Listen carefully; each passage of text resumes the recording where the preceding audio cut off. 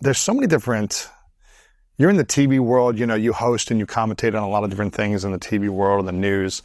Obviously, we're talking about your book, Becoming Bulletproof: Life Lessons from a Secret Service Agent. If you guys haven't checked this out yet, make sure you check it out. But it seems to me like the more I open up the news, social media, Netflix, there's just extreme personality type documentaries or docu-series of serial killers or personality types that did horrible things. And that seems to be what's being featured a lot lately. I think people are just fascinated by these horrible stories that happen, or murders or things like that, sociopaths, all that different stuff. I'm curious, narcissism, sociopath, psychopath, these personality types are thrown out a lot. These kind of words are thrown out a lot. And people use them freely. That's a narcissist, that's a sociopath, how can you really tell if someone is a narcissist, a sociopath, or a psychopath? Like, how can you tell if they have nuances of it or if they are one? Is there a strategy in finding that out? I'm totally on board with you with this because everybody's calling everybody a narcissist. It's like the thing. You don't agree with me? You're a narcissist. You said this to me? You're a narcissist. It's like, pull out the DSM-5, which is actually the book that has all the disorders in there. I have a master's in forensic psychology.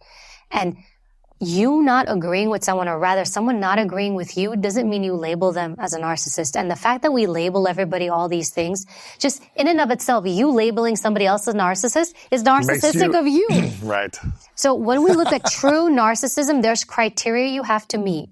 And there's certain criteria. Lack of empathy is one. Mm-hmm. They don't feel bad. Lack of remorse. Now, when you look at serial killers or people who commit certain types of crime, that falls under antisocial disorder. When people think of antisocial disorder, they think of someone who doesn't like to socialize, and doesn't like to be monkey, right? As we talked about it before. They don't want to be warm and engaging. They kind of are to themselves. That's not that. Antisocial disorder essentially is a person who lacks empathy. And that's where sociopath or psychopath fall in, although they've moved away from using these terms in actual psychology. The chances of you coming across someone like that, some of the research that I had looked at said 1 out of 25 people will be one of these. So 1 out of 25 people will have this tendency, meet this criteria. It doesn't. Of a narcissist or sociopath or sociopath, psychopath. Really? 1 out of 25? 1 out of 25. Or maybe a little bit of narcissism, but 1 out of 25. I think narcissism is going up in our culture right now. I think we are seeing a bit more of it. And the reason why I think we're seeing that a lot is the United States predominantly, I can't speak to other countries as much, is a very identity culture. Mm-hmm. We're all me. I feel like this. My feelings need to be validated. I need this. I need that.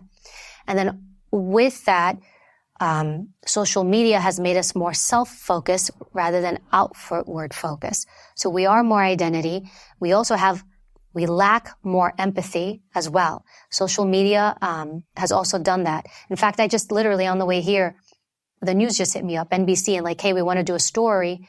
They're looking at college campuses. Crime is going up on college campuses. And they want to know why. One of the reasons why is a lack of connection. I'm an adjunct professor. I teach criminal justice criminology. I have a 3-hour block that I do. When I give my students breaks, because I give them, do you know not one person turns around and says, hey, how are you? How are you doing today? They all pull out their phones and they do this. Really? They don't even get up out of their chair to go on break. I have to tell them, get up, go walk, go use the bathroom, get some water. So why is that a problem? The problem is I'm not building community.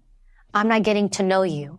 You're there and I'm here. And so when we don't feel connected to people, we have a lack of empathy. We fear or don't like the other, and we are more likely to cause harm to the other.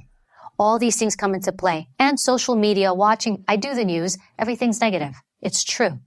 They're not going to put anything positive because you, the viewer, don't want to see it. You want to see the drama. You want to see, they're called celebrity cases. The cases, especially crime, they want to see those cases over and over again.